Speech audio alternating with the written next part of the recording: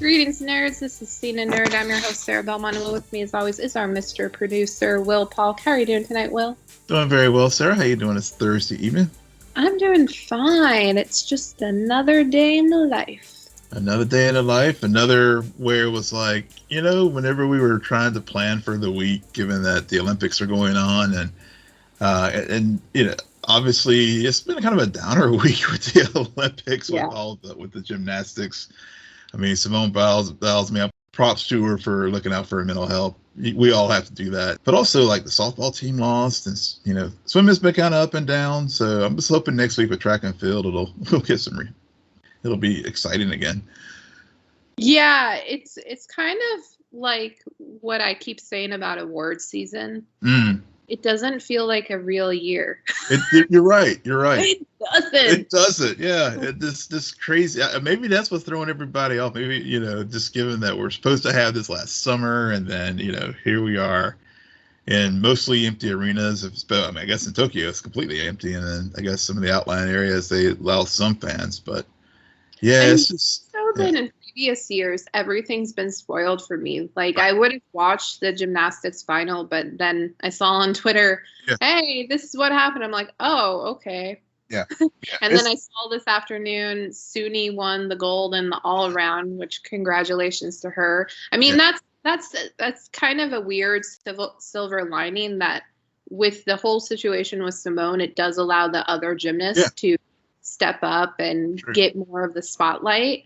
Yeah. Because we really do have a stacked deck of a team. And the event finals are still, we'll see how that all plays out. But it doesn't, even though they're being held, I mean, to your point with the empty seats, it just doesn't feel like it counts. Yeah, it really doesn't. Yeah. It's just and the ratings have borne that out. I saw where viewership is down, and I think part of it is a lot of the heavy hitters are not performing well for whatever reason, or to expectation. And of course, being an off cycle, like you said, with the award show, it's kind of hard. It's hard for casual fans, because really the events the Olympics really is an event for, people really only tune in to sports just every 4 years for this. So it's just been kind of, and the other point you made with social media, things being reported on real time earlier in the day for obvious reasons, but it does kind of take the oomph out of it, as far as just like, well, I got to slog through a bunch of little feature pieces to see this event later in the day. So yeah, and I mean, all of us smart people just stalk Leslie Jones' Twitter account to get her reactions. Because they're masterpieces. Always. I mean, whether it's Olympics, Oscar, if you want to get, you're right. If you want to get like unvarnished masterpiece analysis on stuff, just go to Leslie Jones's Twitter account. I remember when she was watching the Snyder Cut, that was just like, I was like, that made that, I liked it, but it made it even more enjoyable.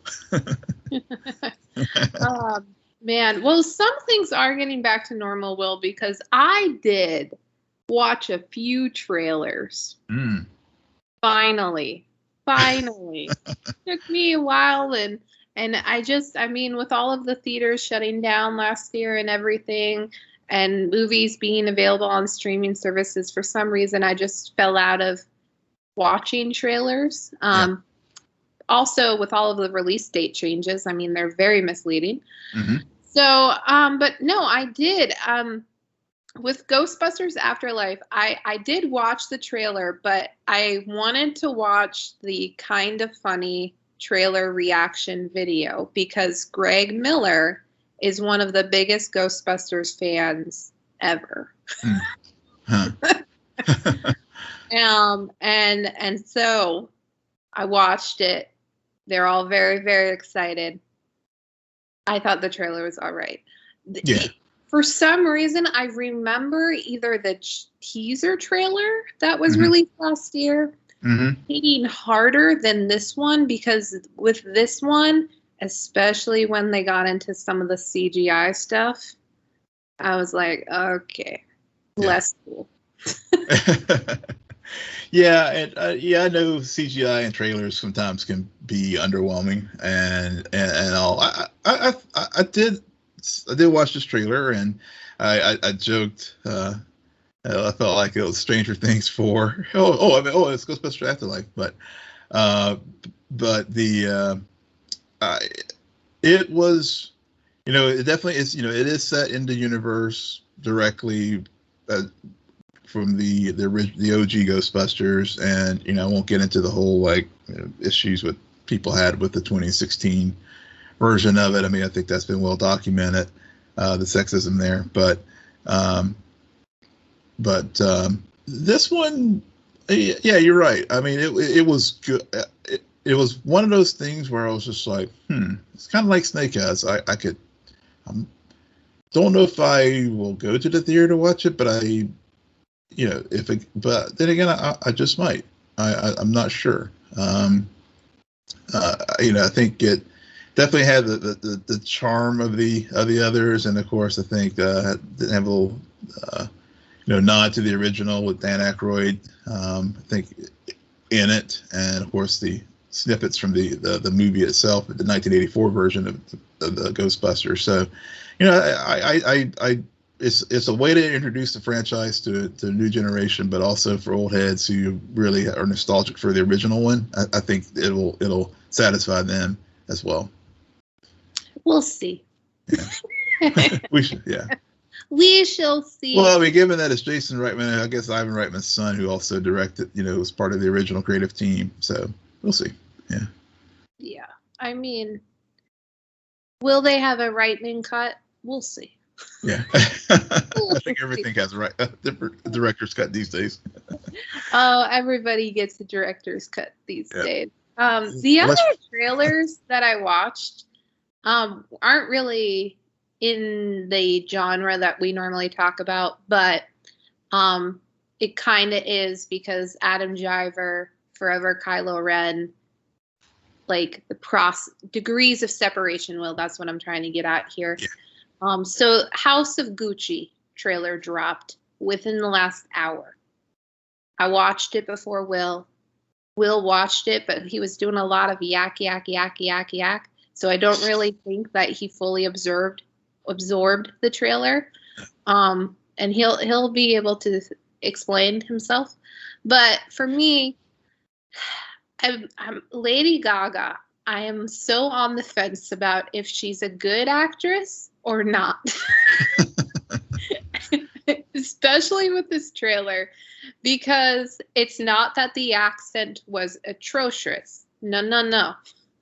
I just, from between her character, from what I've seen in this movie versus A Star is Born, I'm like, It seems like she's just playing herself. Yeah. 50 degrees.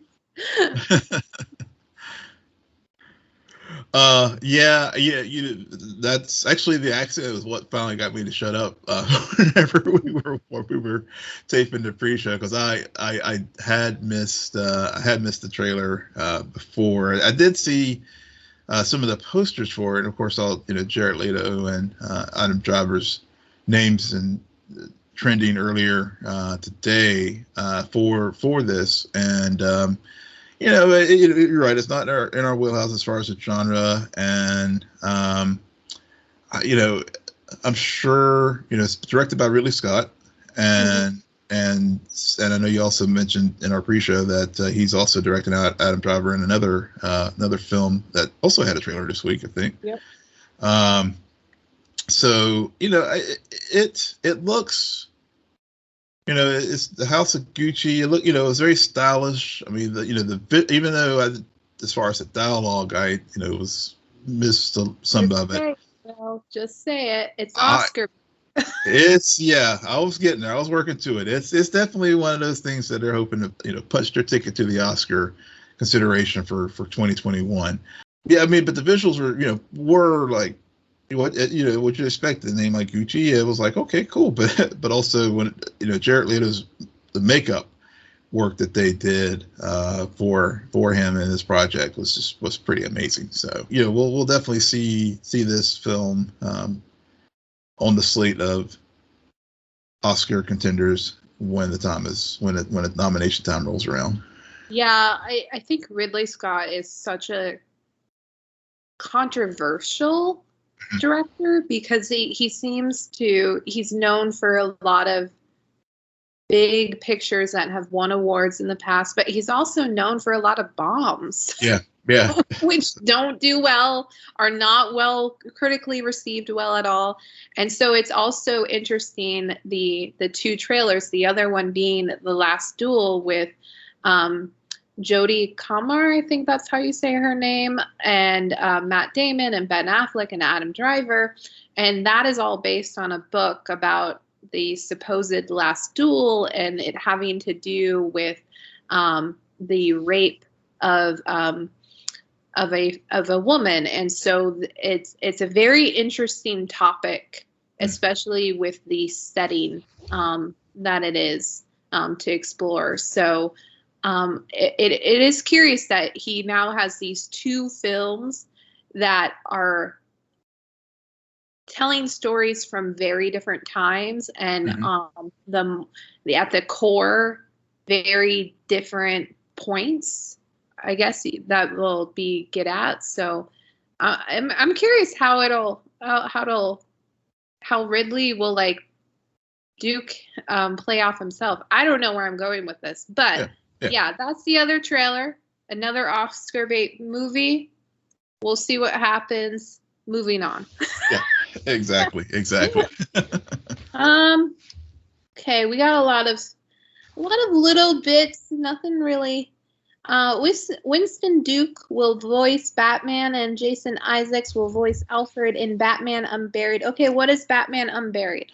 Yeah, so Batman Unburied. This was something that was announced earlier, I think this year, where it's a podcast on Spotify, and DC Comics is launching a whole series of audio dramas on Spotify, and this one is one where Bruce Wayne and Batman will.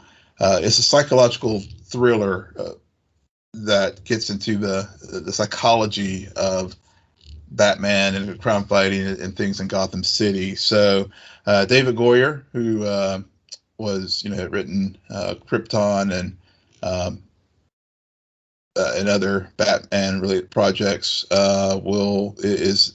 the writer for this particular audio series, and no release date has been set for it yet, but this was some news of notable news of Winston Duke and Jason doing voice work for it.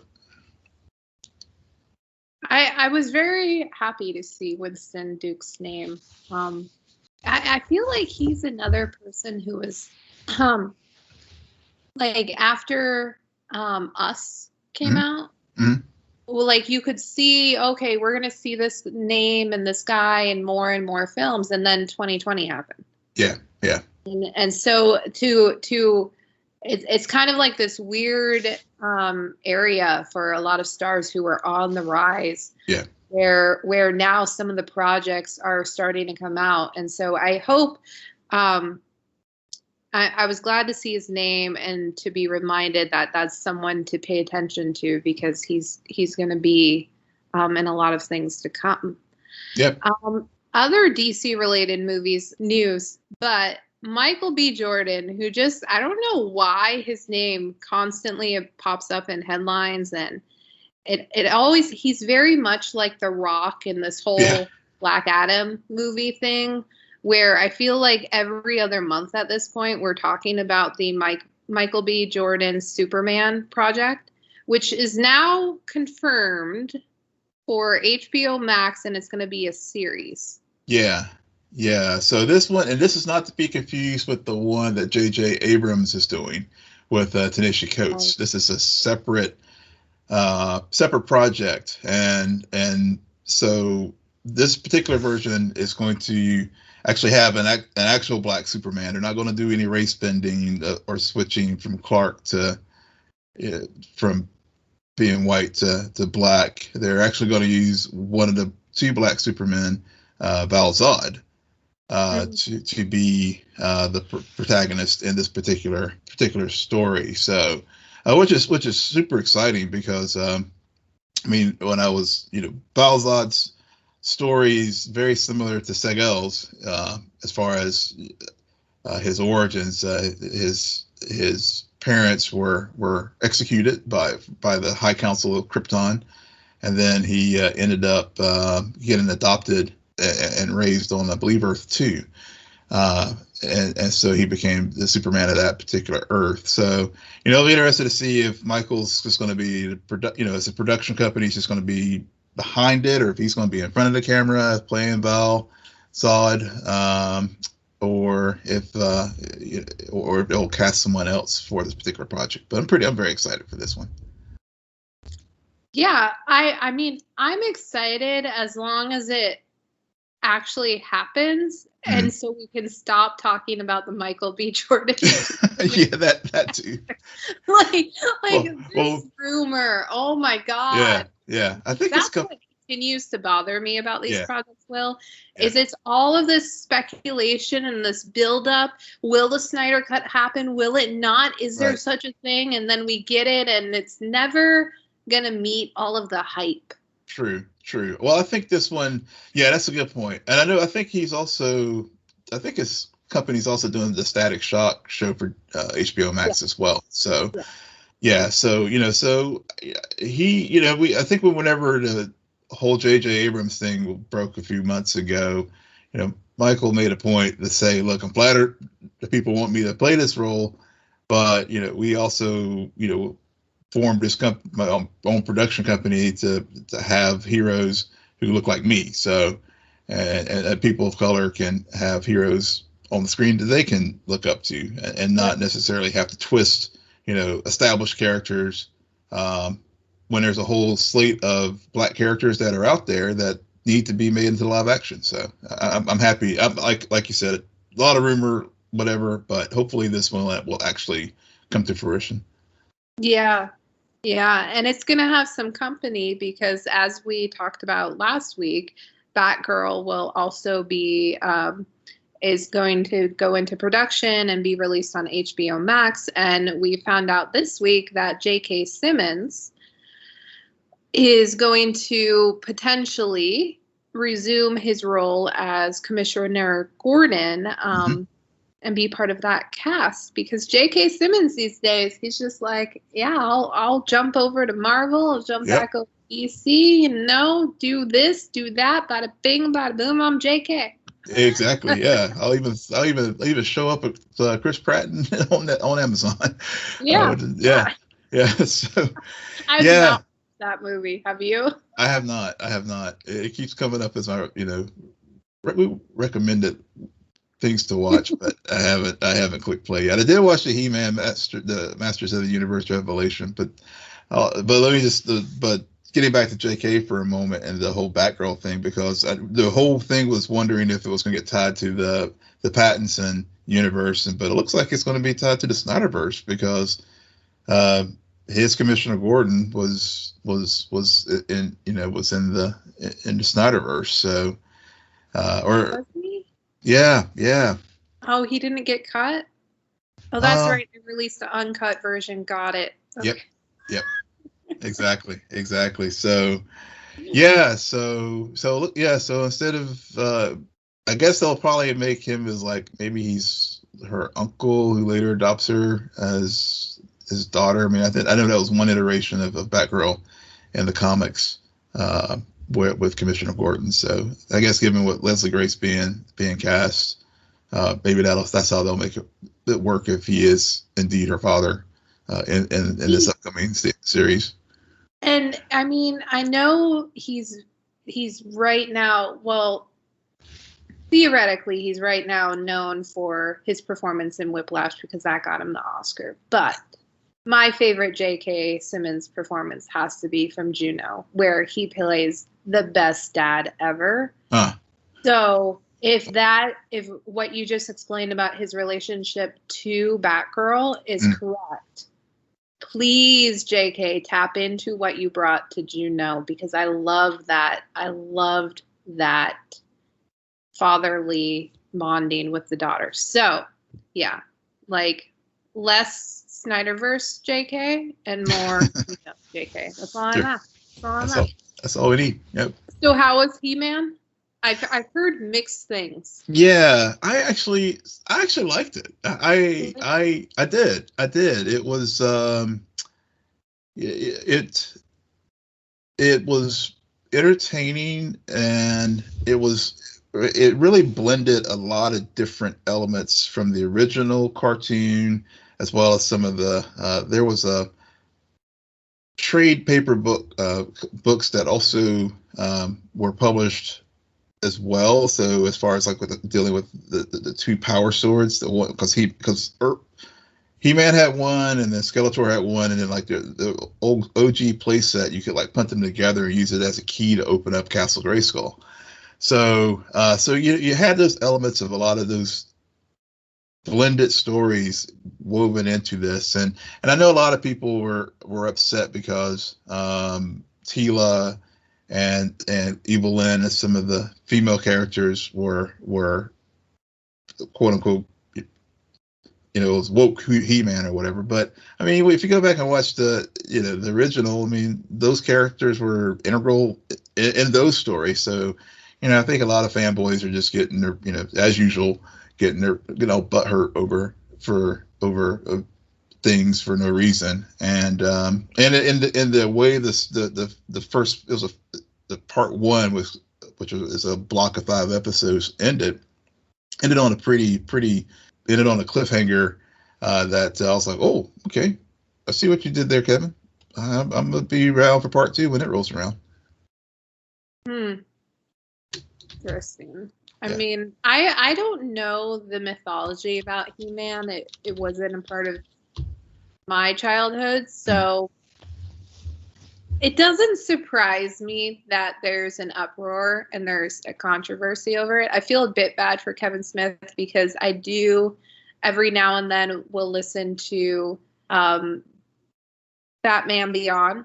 Mm-hmm. And I did go, like, prior to release, ever since they dropped that trailer, apparently there has been a bunch of back and forth between him and some fans because of all the speculation about what this series will be about. Mm-hmm. And so it's a bit unfortunate, though, that it being dropped didn't silence everyone, and it was more like, no, we were right. No, you still weren't. So, yeah. But that's the price. I mean, at this point, social media is a thing. It has a voice. Mm-hmm. There are these trolls, and fanboys will never be satisfied. Nope. They won't be. I know. The last bit of news that we do have is something that broke earlier today. I'm still trying to wrap my mind around this, but right. Scarlett Johansson is suing Disney for breach of her contract over how the Black Widow movie was simultaneously released in theaters and on Disney Plus. Yeah. I was like, all right, I get to use my law degree tonight on the show. Yeah, when I saw this news, so apparently early on there was an email that Marvel's general counsel sent to Scarlett in March of 2019 that basically said, yes, we're sticking to a theatrical release. That's the plan for this film. And, and I guess apparently Scarlett was very concerned that it was going to somehow end up on Disney Plus. And then, of course, then the pandemic happened. And so, I mean, basically the grounds of it is breach contract, and basically she is contending that they by going to this new release model, they breached the 4 corners of the agreement. And apparently her people, her representatives did reach out to Disney to like renegotiate her contract so that she could get any additional compensation that would come from the streaming set. And I know this gets into a lot of with the pandemic, Warner famously decided to go to the Yep. the release, but their lawyers were smart, and they actually renegotiated. It was like a $200 million renegotiation that they paid all the talent and et cetera, and renegotiated their deal so that they would get, basically paid for the change up of the model from the theatrical release to the hybrid release. So Warner Brothers actually did something right for a change. So, hey, don't hold your breath. They'll screw up in some other way. Yeah. But no, it's interesting because I remember all of that all of that talk about the contracts and the money when Warner Brothers did make that announcement. And I am very surprised, though, that of how this dropped today, and that, Disney didn't think to renegotiate. Really? Are you kidding me? Yeah. Or maybe it was because, don't forget that how many different release dates were there for Black Widow? Mm-hmm. And there was a time when everyone was just like, we're not even going to talk about the Widow in the room. Okay. Yeah, we're just going to ignore because we don't know when we can get it out there. And so I just wonder if it was a timey thing where they're like, no, we got to drop this movie before all of this other stuff comes. And unfortunately, we don't have time to renegotiate the contract. But I don't know if what you're saying about how her lawyers did reach out and say, hey, we're going to have an issue here. Very interesting. Granted, I'm sure they're going to use their money from Endgame too. Yeah, exactly. Yeah, because it is interesting, and the thing about the contracts is, there is that 2019 email, and of course, it's one of the clearly that was pre-pandemic, and and the basic things as far as contract law is, conversations and things outside of a contract. Once you sign it, those things don't count. You can send as many emails or reach out all you want, but like I said, Warner was smart, and they were like, okay, we see their lawyers were like, we see the big landmine here, because we do have these agreements, and we are in material breach of those agreements because we are doing this new thing. So they were like, okay, let's just mitigate it, and they cut all the talent, a share of that $200 million in the amended agreements. Disney did respond and did say that she's already been paid $20 million in compensation, even though Scarlett's people were like, look, she was there, stood to gain $50 million from if this had been released theatrically. And of course, we know it underperformed at the box office for various reasons.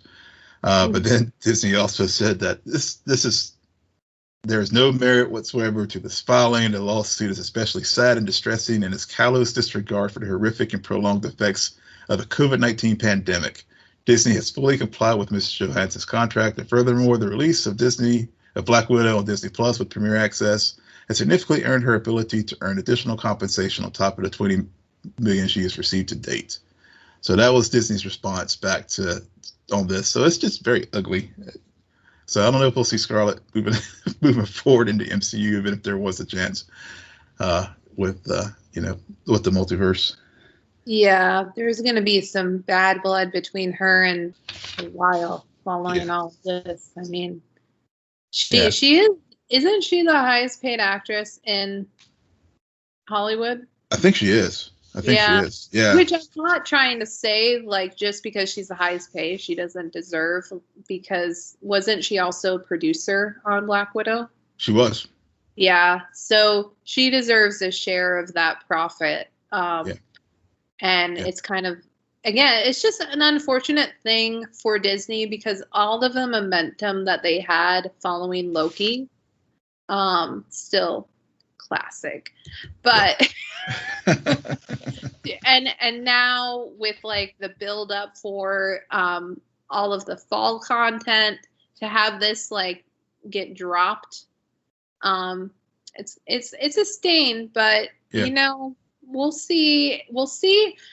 to your point earlier about how like Warner Brothers did something smart for a change, we'll see how quickly, or if this is a long drawn out thing between ScarJo and ScarJo and Disney, because some of the stuff that Warner Brothers have done, geez, talk about things we just keep talking about and about and about, and it's like, what is really happening? Yeah. Anyways, the other thing is, do people have contracts for Comic-Con? Because Comic-Con happen, Will. I just don't understand. Yeah, the Comic-Con at home did happen last weekend, and I mean, God bless them. It's you would think in year two of doing this, they would have come up with a more dynamic way of having a virtual event. I mean, clearly DC showed how you could do it. There's also other, I mean, there's other cons, like our friend KJ. I mean, she works she helps put on various Comic-Cons, and there've been heavy hitters. Yeah.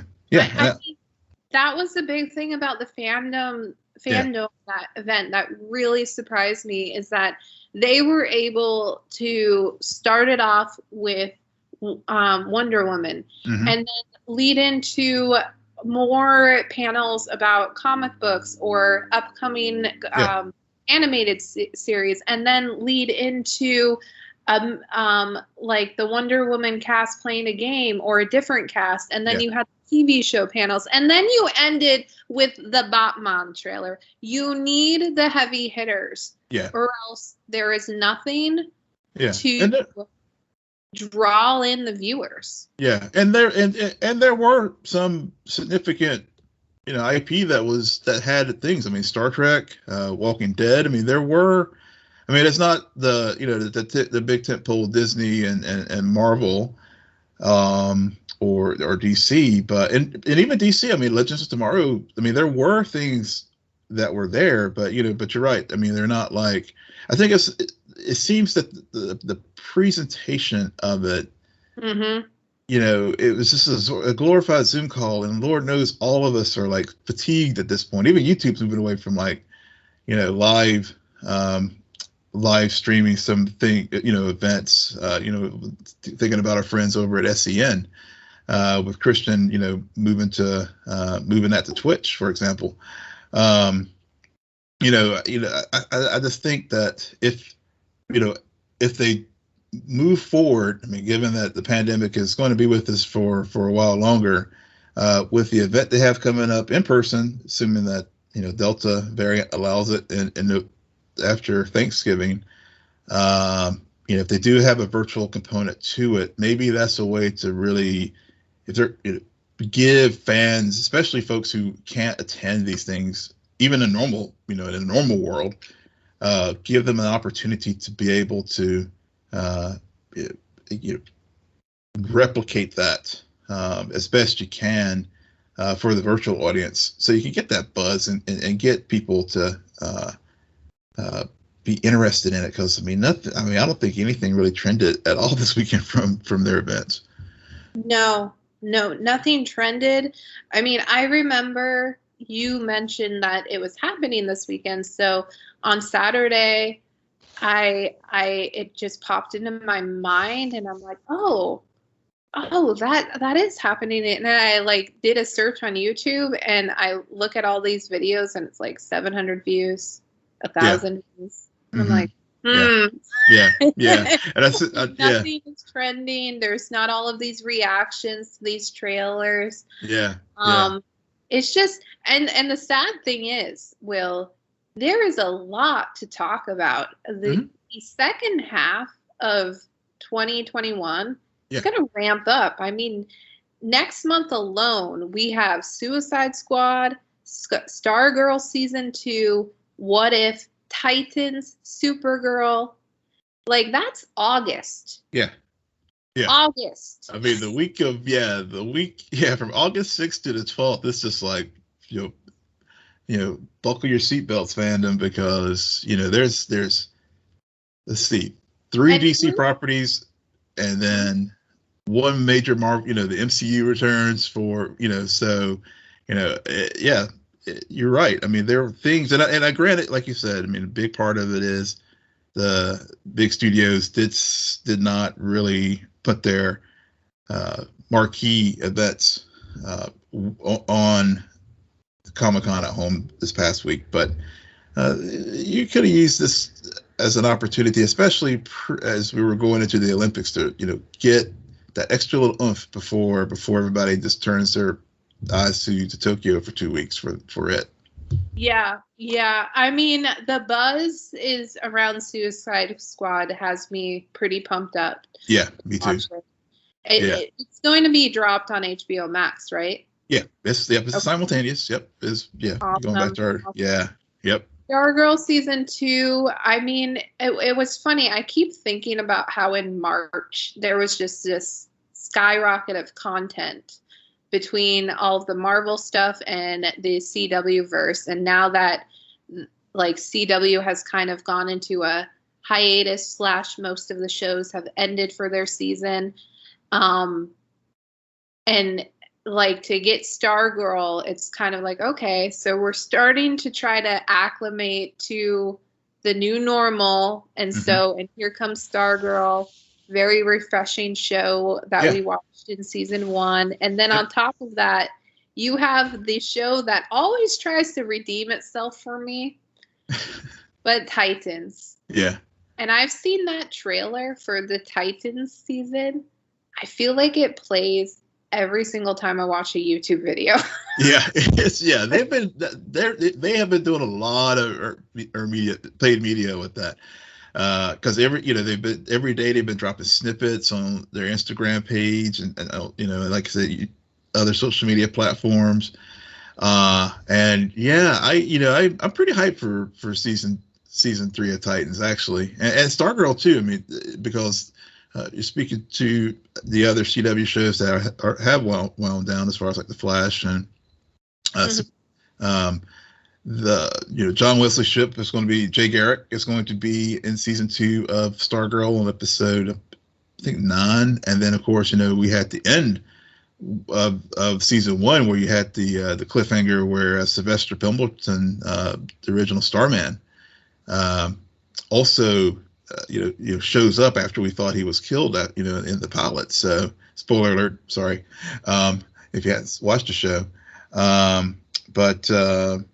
So we're starting to get our universes tied together, and the creative team is still there. So I'm all of us are concerned that it's going to get CW-fied, but I think Superman and Lois has allayed those fears somewhat, actually a lot, when you consider what they're doing, and they'll be back starting filming their second season in September. So but they're still young children of the CW verse, and What If really needs no hype, because the way Loki ended, that was all.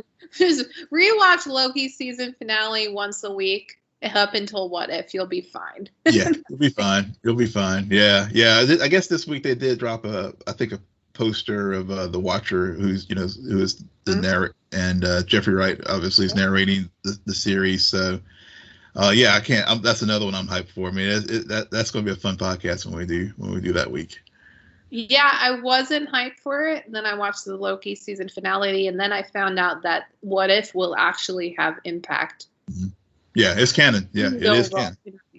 Universe. And then right on the heels, to kick off September, we have Shang-Chi and the Seven Rings, which, with everything going on, I mean, the trailer, I was intrigued, but I'm very curious of how this origin story will fit in to this collision of the worlds, of the timelines. Yeah. So, and it is, I mean, that's pretty hard to pull off with the beginning of this phase to insert a very important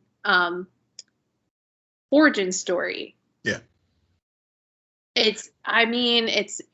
We'll see how it works. We'll see how it ties in. I wonder if it'll be one of those things where, like Black Widow, in the sense that it's, in the universe and tied to events, and we'll get, obviously, Feige did confirm that the Abomination is that we saw in the trailer, that is him, and we'll see elements of the larger universe, but I wonder if it's going to be one of those things where it's self-contained, where, like you said, it's an origin story, and they'll plant seeds for things that may, we'll have developments further down the line with this particular character, but that may or may not get impacted by the things that we saw. Of Loki. It's going to be hard. Yeah. It's kind of the line that they walked very similarly with the Captain America trilogy. Mm-hmm. Just because, fortunately for them, the first Avenger movie really was a standalone origin story, and then the sequels were both used in this way to kick off events that had ripple effects, especially Civil War. Yeah. But they were able to balance that movie with the overall moral dilemma is with between Steve and his relationships with these two other characters. Mm-hmm. And so how everything plays out around it's all good, but it's rooted there. So we'll see how much they're able to introduce us to this character, to this world, and at the same time push forward all of these moving parts that have started or we're starting to become aware of due to the recent Disney Plus shows. Yeah. And then,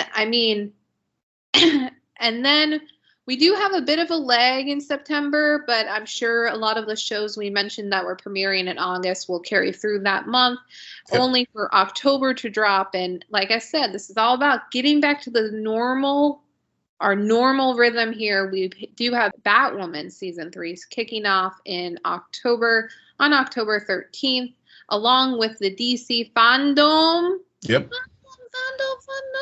Please be more like day 1 and not day 2. Yes, it will be. On October 16th. Oh, they're going to have some Batman stuff there. Oh yeah. Batman, probably Black Adam also. So not a real thing, but it's probably some flash footage. We did get that. We did get the set photos this week from that with Batfleck on the Bat Cycle. So another movie I don't think is real, but and then to wrap up October, Dune Part 1. Yeah.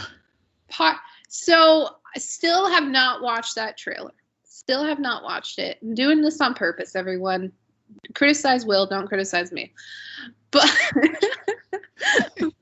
but I am starting to get really hyped because I like the idea. They're making it clear this is going to be part 1. Mm-hmm.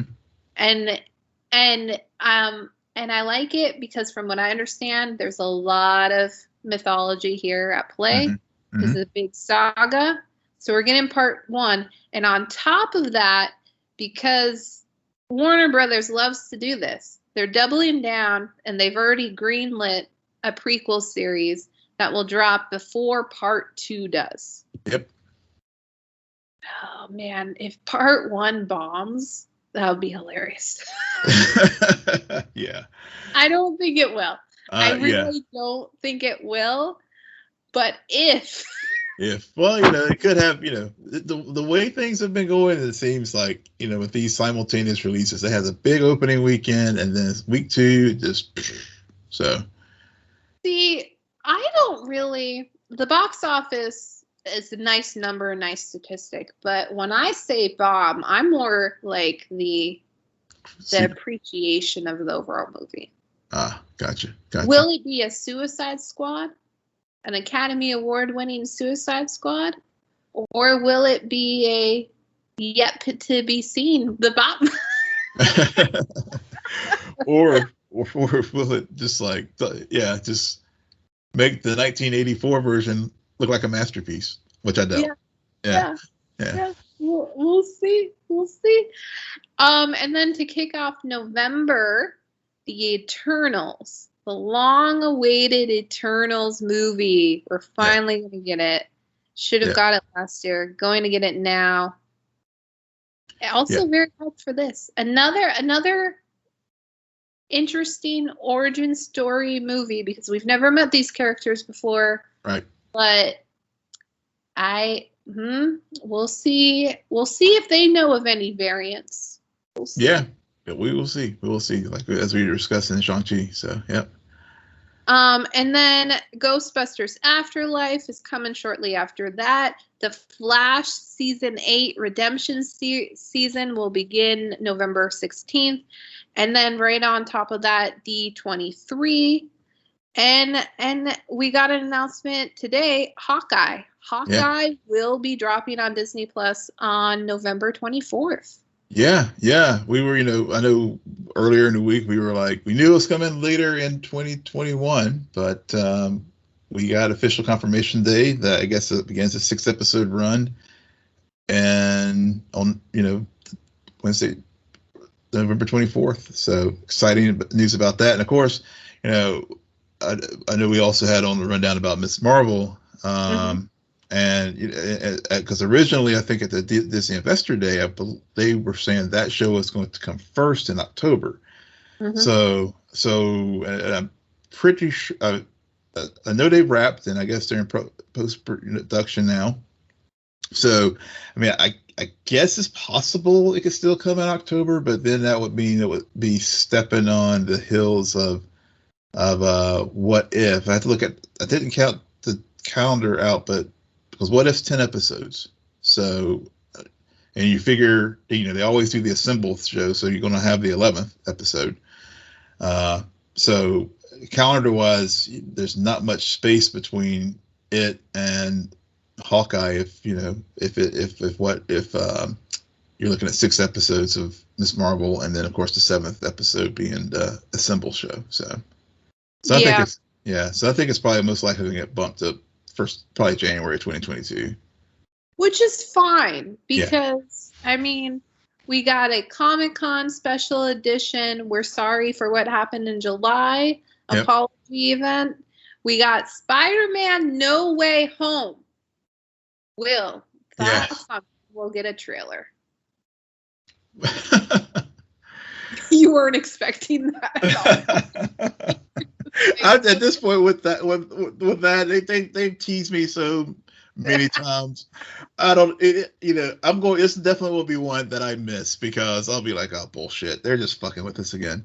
So I wonder if I was Disney, because what if? I wonder if they were going to wait until What If drops, or maybe something plays out in What If and then drop it. Very curious. Yeah. I mean, arguably, as soon as you drop Shang-Chi, like either right after it, drop the trailer for Spider-Man No Way Home. But it makes sense. I think you're right. It will be good to do it like around What If time period or Shang-Chi, because obviously they're not going to do it right now, because obviously the Olympics are what everybody's keeping an eye on right now. But I think you're right. It's probably going to be in that window, probably sometime mid to late August, September timeframe. And the whole Zendaya Tom Holland hookup definitely had a lot of people reminding themselves that we're going to see them on screen. So first, definitely already know December 17th, that's when it's coming. But on top of that, Disney Plus will also, hopefully, knock on wood, this date doesn't change, but the Book of Boba Fett going to drop. And then that's just a wrap on 2021. Like, it's a beautiful road. It is. Have coming. Yep. Yep. No more things getting pushed back due to the pandemic, which is nice. Even though, obviously, many productions are starting to get impacted now because of Delta, but many studios are putting in mandatory vaccinations, and it's for people to work on those sets and stuff. So, we will hopefully, we will get our Batman has finished filming, so it's in post production. So a lot of things for 2022 will be on track as well. Hopefully. I mean, some things like The Flash, you just can't write that. Put that completely back on track. Yeah. The Flash. Yeah, I mean, I did see. Yeah, because I mean, it's in production now, so hopefully they can get through it without any major issues. I did see where someone was hurt today while they were filming a stunt or something like that. But I think Black Adam is also finished production, so I think The Rock started. Will, what are you doing? Yeah. You're I know you're over there on Earth 2 where it's where it's still just a myth. I've heard about that movie since 2014. It is a myth. It is a freaking myth. I mean, Jesus. But I don't know. I like we're getting trailers that we can trust the release dates to. Yep. Shows are returning. New characters are emerging. A lot of variants are going to mess everything the fuck up. Yeah. It's a beautiful time to be a nerd. And on that note, Will, why don't you tell our listeners where they can find you? Yes, you can find me and give me in your Masters of the Universe hate at Will M. Polk, WILLMPOLK. Please, you can follow me on Twitter at SJ Belmont, SJBELMONT. Please follow our crew on Twitter at CNN Nerd. Friend us on Facebook, follow us on Instagram, but most importantly, rate, follow, and comment on Apple Podcasts, Spotify, YouTube, Google Podcasts, or wherever you get your podcasts. Good night, Geek Out. You're welcome.